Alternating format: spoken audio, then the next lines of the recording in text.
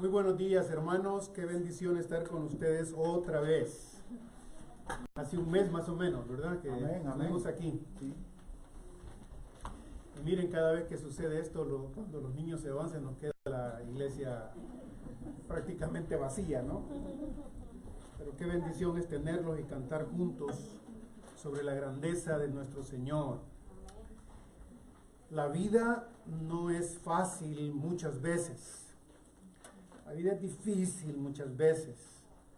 Cuando no hay trabajo, cuando no hay salud, cuando hay problemas en la familia, entre esposos, con padres e hijos, en la iglesia, qué sé yo, tantas cosas que la vida a veces nos presenta y que nos la presenta como algo sumamente pesado, con lo que tenemos que jalar y con lo que tenemos que cargar. Y yo sé que algunos de ustedes tienen experiencia manejando, como dicen aquí en los Estados Unidos, camiones de 18 ruedas. Allá en nuestros países decimos trailers simplemente, ¿no? Trailers, enormes trailers. Hace algunas semanas fui a Brasil y nunca había visto lo largo de algunos trailers que conducen ahí. Ni siquiera aquí en los Estados Unidos, el doble de lo largo. Y a veces nos parece que la vida que a nosotros nos ha tocado vivir es precisamente como el peso de un tráiler, imagínense, hermano.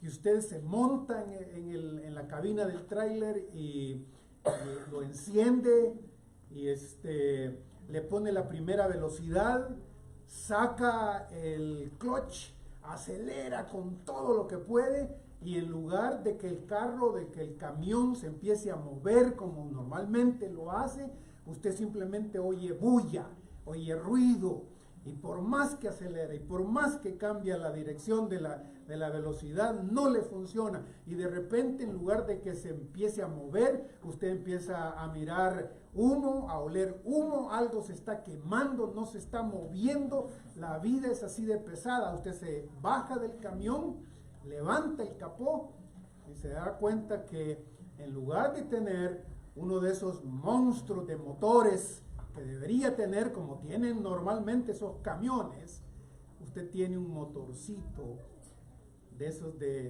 esos Toyotitas 1000. ¿Qué tal?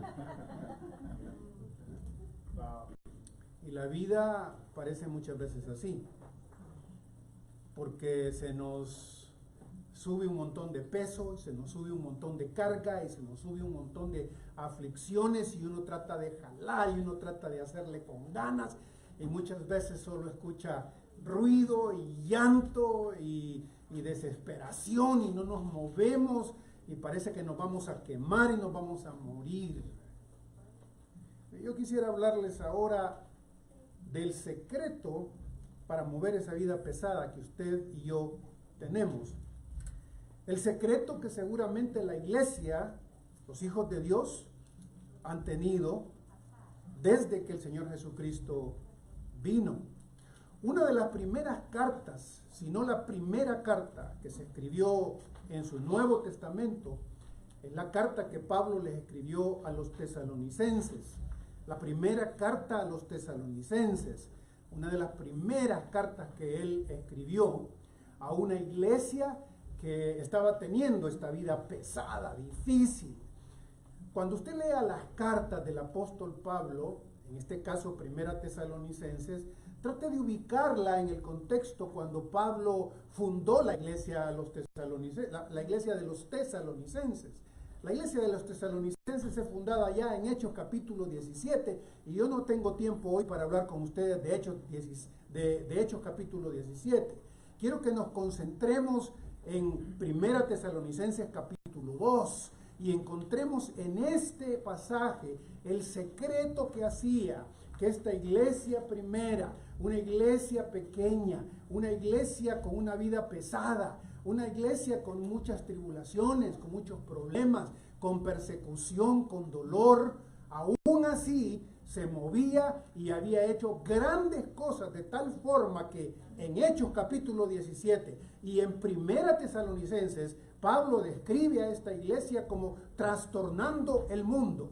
Habían trastornado el mundo, habían movido el mundo con una vida así pesada.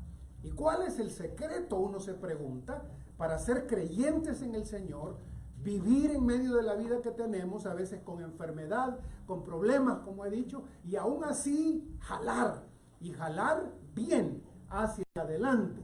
¿Cuál es el secreto que tenían los tesalonicenses? Primera Tesalonicenses capítulo 2.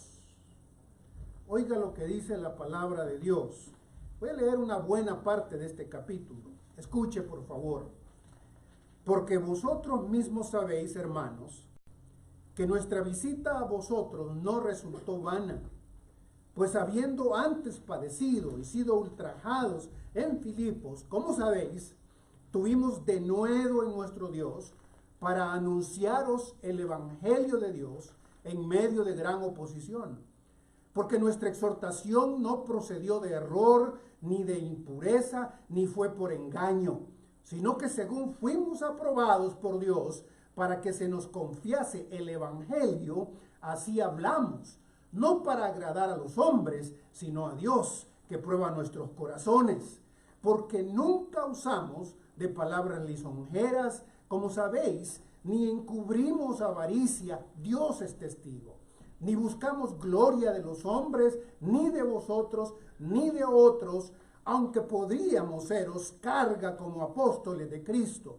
Antes fuimos tiernos entre vosotros, como la nodriza que cuida con ternura a sus propios hijos.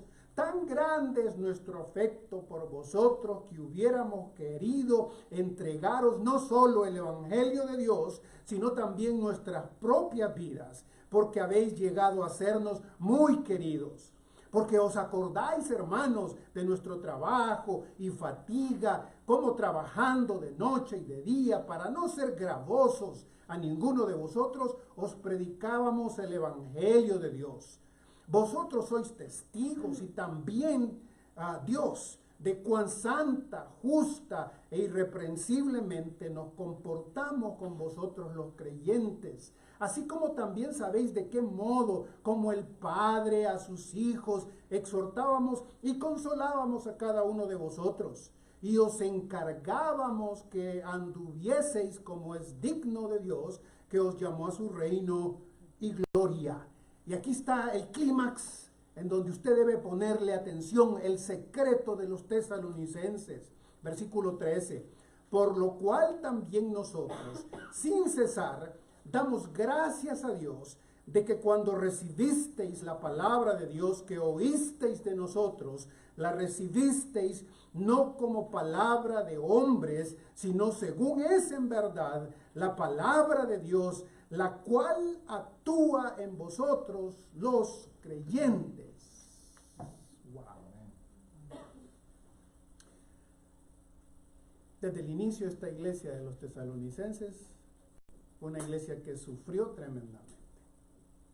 Pablo llega a Tesalónica y les predica más o menos por un mes la escritura. Dice que pasa por lo menos un mes, 3 días de reposo, o sea, 3 sábados, más o menos un mes enseñándoles. ¿Enseñándoles qué? Enseñándoles, dice Hechos, que el Mesías tenía que sufrir y tenía que resucitar y que ese Mesías no era otro sino el Señor Jesús. Y les enseñaba también que había otro rey, dice Hechos 17, y que ese rey se llamaba Jesús. Esto pasó enseñando por un mes. Y después de un mes, cuando se convierten muchas personas, hombres y mujeres nobles, dice el pasaje de Hechos 17, inmediatamente la oposición empieza a surgir. Tan grande oposición es que Pablo y Silas son puestos aparte por la iglesita esta que acaba de ser fundada, y a los hermanos de la iglesia, a un tal Jasón, o Jason dirían en inglés, lo agarran y lo meten preso. Y ahí está hasta que paga su fianza para salir. Y Pablo y Silas tienen que salir huyendo. En ese contexto les escribe esto.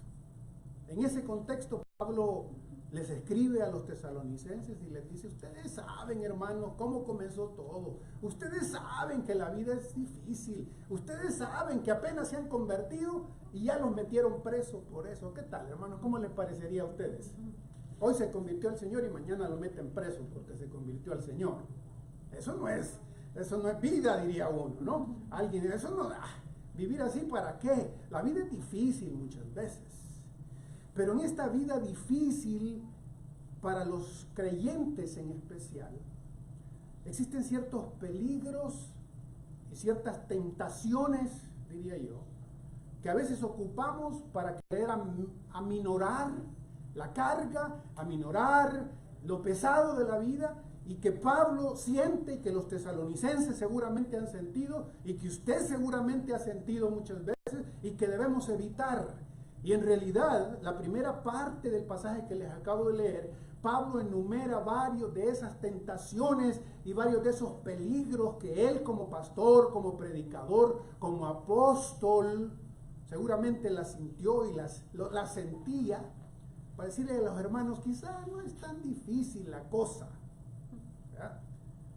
Y Pablo pasa revista en estos primeros 10 versículos que leí con ustedes de varias de esas cosas que nos es bien fácil ceder. En el versículo 3, Pablo dice, después de contarles de cómo llegó el evangelio a ellos, Pablo les dice: porque nuestra exhortación no procedió de error, ni de impureza, ni fue por engaño. Es bien fácil quitarnos la pesada carga de la vida al escuchar gente, hombres, mujeres, que nos hablan engaño. Y eso sucede en muchas iglesias cristianas. Y la gente se siente aliviada por un momento cuando se nos habla engaños. Engaño tras engaño, y uno se pregunta: ¿cómo es posible? ¿Cómo es que estas personas sean tan, perdónenme la expresión, hermanos, tan tontas que crean el engaño que se les está dando? Sí, la vida es pesada, pero ningún engaño la va a arreglar. Y Pablo le dice a los tesalonicenses: yo me presenté delante de ustedes y mi propósito desde un inicio fue no engañarlos. Amén. No quiero engañarlos así.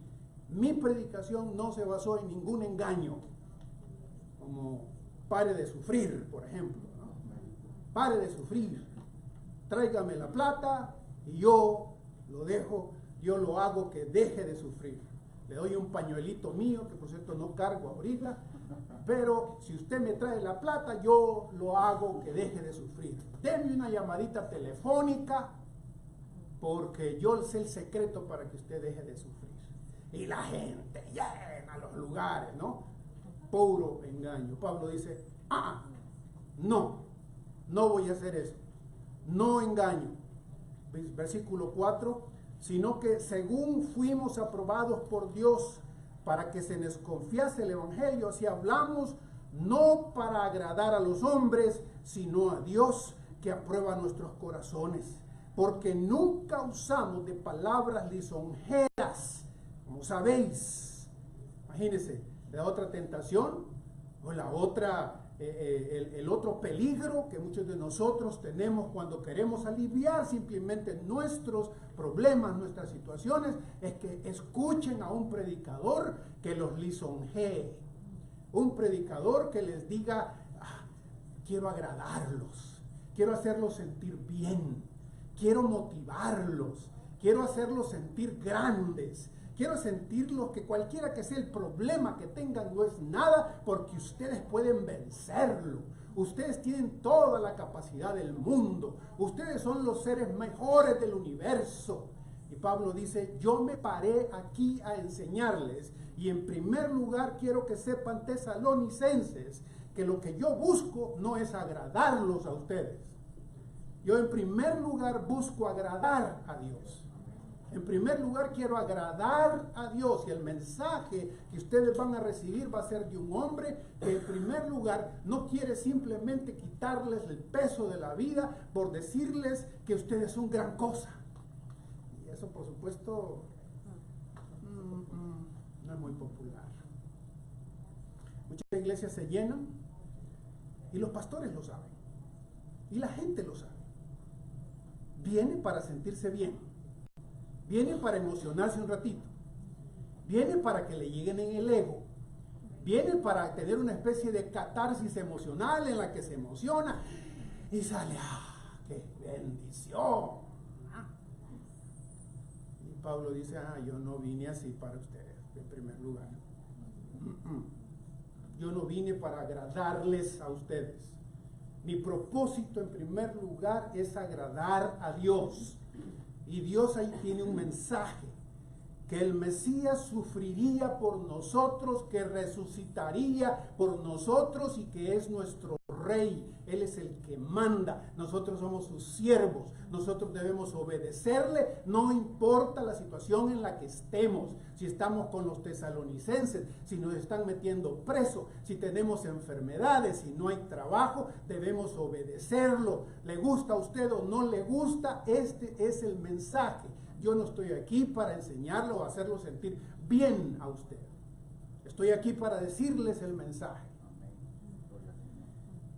Pero si como eso no fuera suficiente, Pablo sigue diciendo de otros peligros, de otras tentaciones, como predicador seguramente la sentía.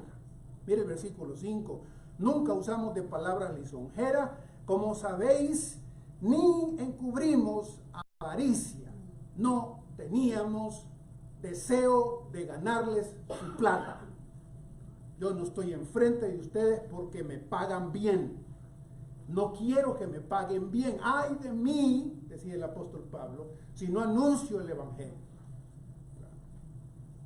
Y uno debe de verdad preguntarse cuántos de los ministerios que hoy existen llamados cristianos son precisamente basados en avaricia, como dice el apóstol.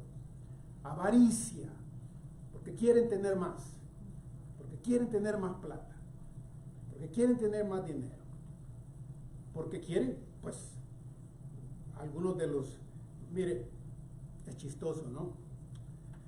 Los grandes apóstoles de la prosperidad hoy en día son gente que anda en sus grandes carros, en sus grandes templos, con sus grandes propiedades, mientras la mayoría de la gente que está sentada ahí a veces no tiene que comer. Pero ellos sí, lo único que prosperan son ellos, los que están sentados ahí, que me hagan prosperar a mí. Esa es la teología de la prosperidad en la mayoría de los casos. No. Pablo dice, aunque podría haberlo hecho, y aun cuando ustedes se deben a mí por lo que les he entregado el evangelio, dirá alguna, ustedes se deben a mí porque les presenté el mensaje del evangelio, sí, pero yo no lo hice por avaricia, ni quiero que alguien quite de mí esta gloria, va a decir el apóstol en otra parte, ¿no? Yo podría haberles pedido que me ayudaran, pero no lo voy a hacer. Como predicador es una tentación, principalmente muchas veces cuando se da cuenta que hay mucha gente que busca, paga por oír a un buen predicador o por oír a un buen cantante. Paga. Dígale que ofrende para otra cosa, ahí no lo hace. Dígale que vaya a un estudio bíblico, ahí no va. Pero paga. Yo cuando vine aquí hace 15 años me quejaba de cómo es posible que un cristiano pueda pagar $100 para ir a ver un partido de fútbol. Wow, porque $100 para ir al $100 es poquito, no sabe usted, hermano, ahí al estadio de los Cowboys y hacer cola y pagar $50 a veces por el parking, solamente por el parqueo, y nadie se queja. Y claro, y hay un congreso de aquellos, o hay un gran concierto de aquellos, y todo el mundo está. Para un predicador, sinceramente, es una gran tentación.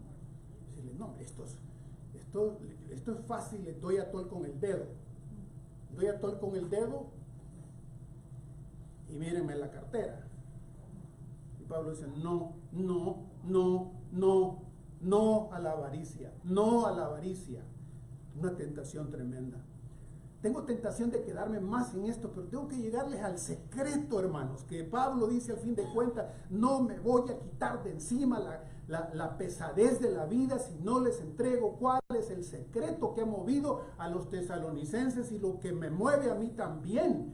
Pablo menciona apenas un par de cosas más. Mire, versículo 6, ni buscamos gloria de los hombres, ni de vosotros, ni de otros. Yo no quiero predicar el evangelio para que haya miles que me escuchen, para que haya gente que me conozca, para que aparezca en Facebook, en rótulos, vengan a oír al gran predicador, al gran apóstol, vengan a escucharlo. Yo no predico para eso, yo no busco gloria de nadie, ni de ustedes, ni de nadie más. No quiero. ¿Por qué no querría el apóstol Pablo? Y cuando uno estudia un poquito más se da cuenta que el apóstol Pablo, si tiene una meta, es parecerse al Señor Jesús, que en lugar de subirse, hay cosas que en Jesús nos desconsuelan, hermanos, a veces nos causan shock, porque cuando Él viene y vive en medio de nosotros, no solo vive, diría alguien, opacadamente una vida, y cuando lo quieren hacer grande, Él dice, no. O no se acuerdan de aquel pasaje en el Evangelio de Juan, cuando la gente, después de haberlo visto al Señor Jesucristo funcionar como funcionaba, hacer los milagros que hacían, le dice, bueno, pues te vamos a hacer rey, vente. Y el Señor Jesús dice, no. Porque no busco gloria de los demás.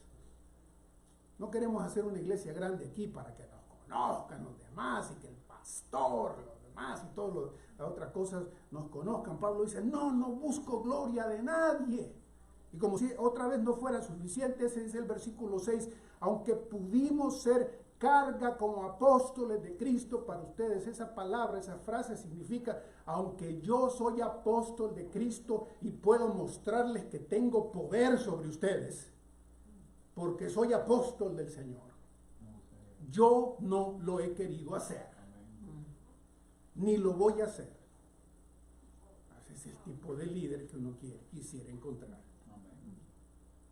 Pues con frecuencia a mí me gusta, mire, la tentación es, pásese aquí adelante, yo le voy a hacer un gesto así, lo tiro y lo revuelco ahí porque tengo poder, porque Dios a mí me hace caso, porque a Dios a mí me oye. Y algunos piensan que en eso se encuentra el levantarle el peso de la vida. Y Pablo dice, no quiero hacerlo.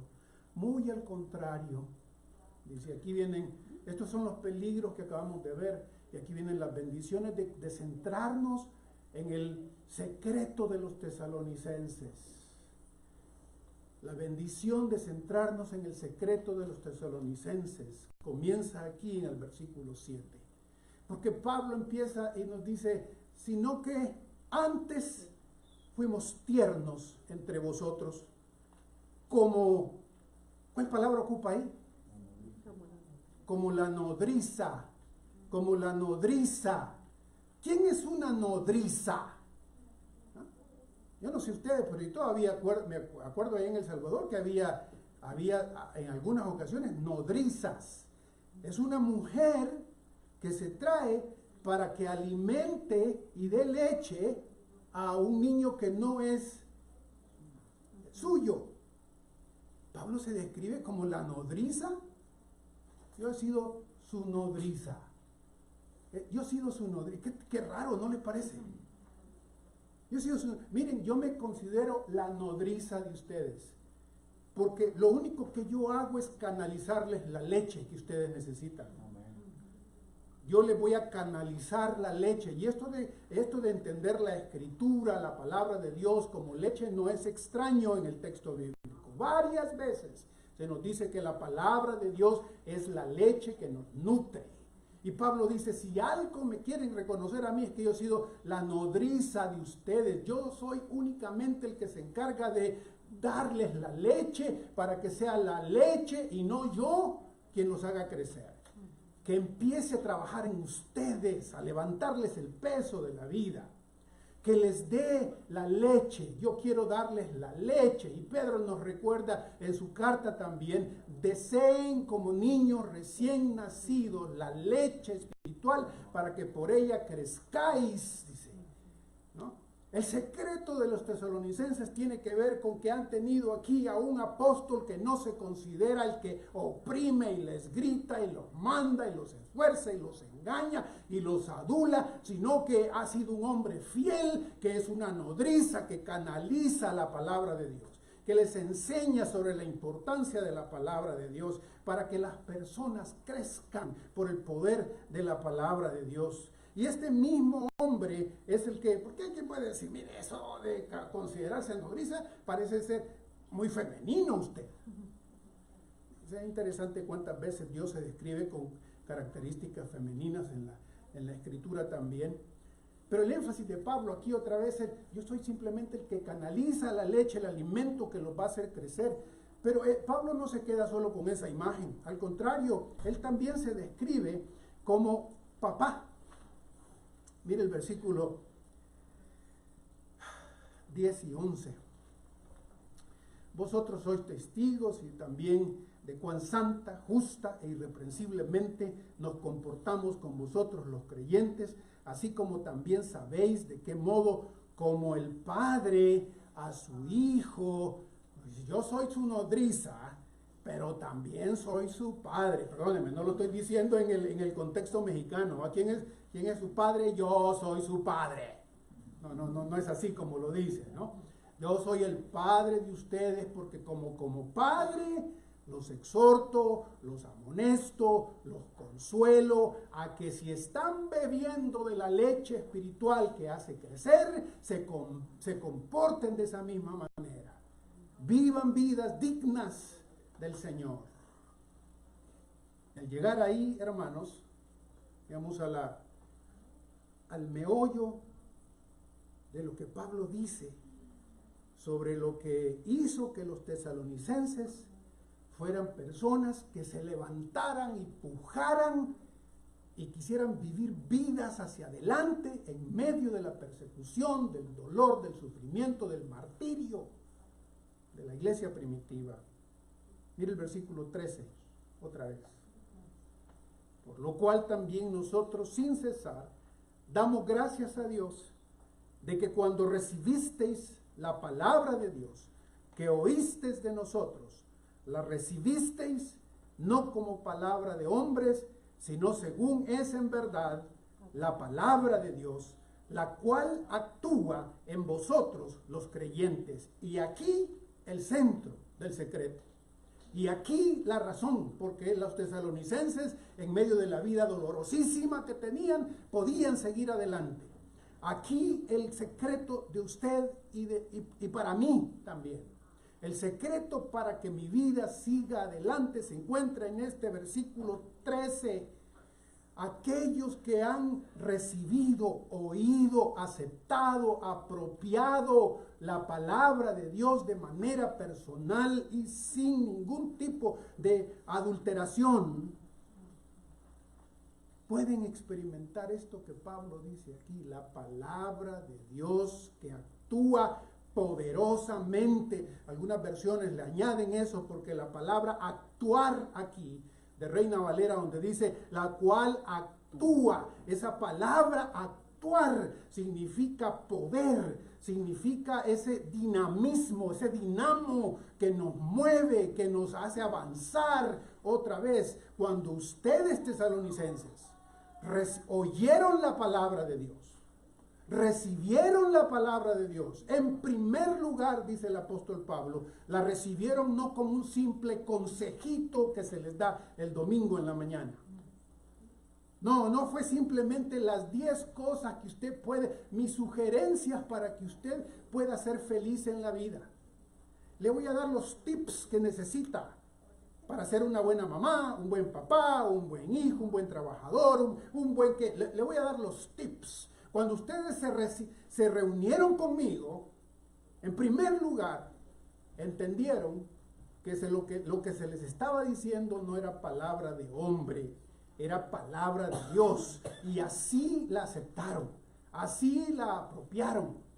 Este es el secreto, mis queridos hermanos. Se acabaron un montón de otras cosas que se nos quieren enseñar en las iglesias muchas veces. El secreto para que usted viva una vida triunfante en el Señor es que apropie, que oiga, que vea las cosas desde esta perspectiva. La palabra de Dios.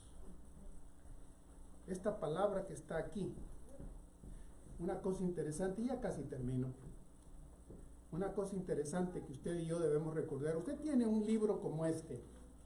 66 libros. Aquí. La mitad de estos libros, por decir un aproximado, le llamamos Antiguo Testamento. La otra mitad le llamamos Nuevo Testamento. Es interesante, pero los tesalonicenses solo tenían la primera parte de la escritura. Usted tiene las dos partes. La segunda parte era la predicación apostólica, lo que Pablo había predicado y que luego se escribió para que usted y yo lo tengamos. Era explicar salvadoreño en un mexicano con ciertas cosas que hago por la vida y que simplemente soy así y esa es mi cultura. ¿Usted cree que los tesalonicenses eran diferentes a nosotros? Eran gente tan... voy a reservar la palabra como nosotros, o más. Y sin embargo, fueron transformados por la Escritura. La Biblia no es simplemente para que usted la lea una vez.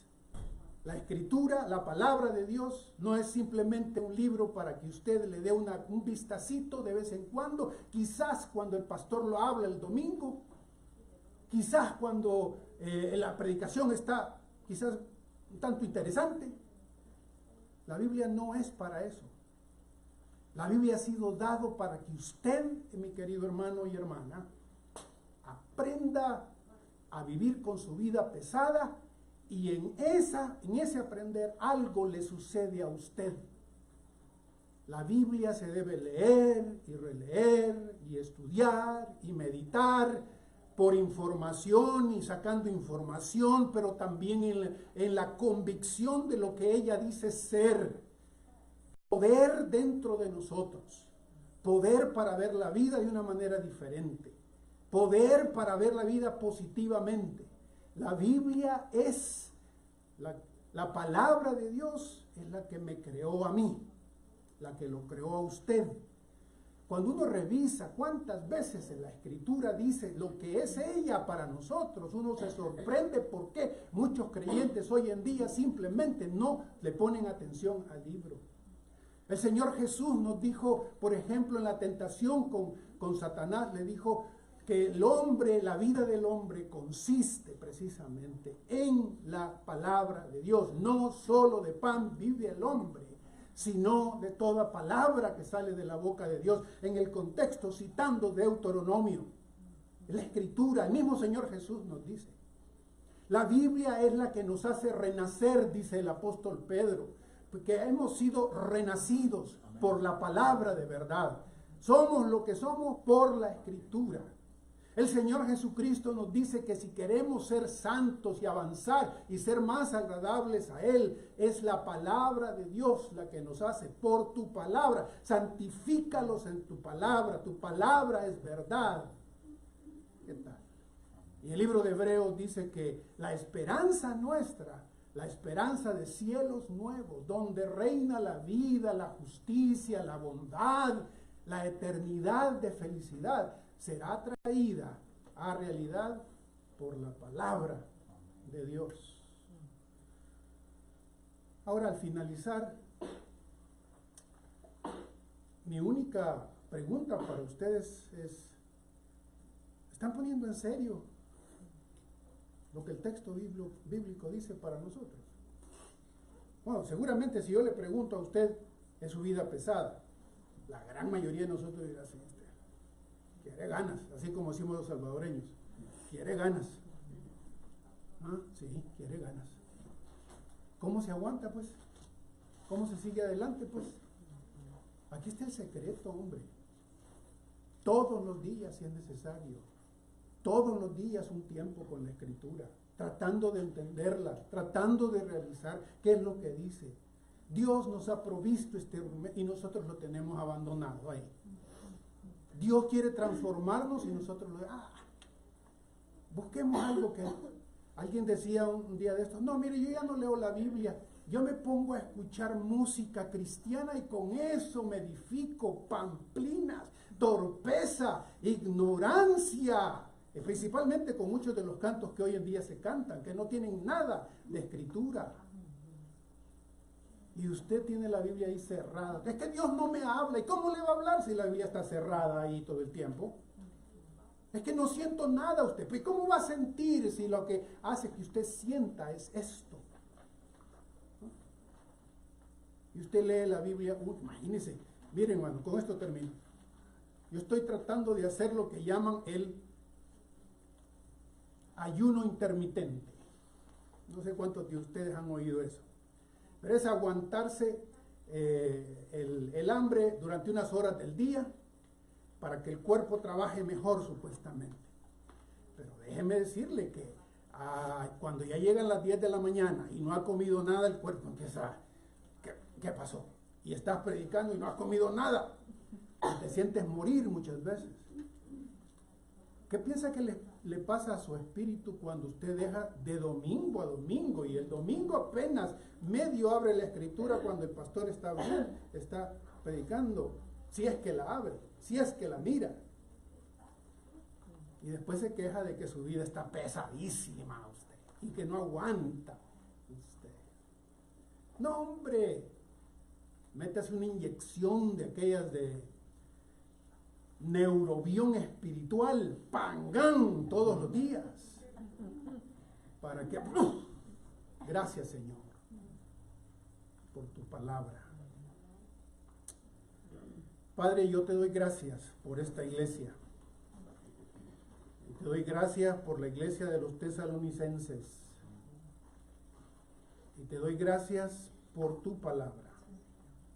Secreto que tú nos has dado, Señor, para seguir adelante. Señor, trabaja en nosotros en primer lugar, queremos pedirte, para que amemos tu palabra. Para que leamos tu palabra, reflexionemos sobre tu palabra, aprendamos tu palabra, apropiemos tu palabra y obedezcamos tu palabra. Señor, esta es nuestro motor para seguir adelante una vida difícil quizás, pero que se hace tan liviana cuando el motor de tu palabra está con nosotros. En el nombre precioso de Jesús, nuestro Señor, oramos. Amén.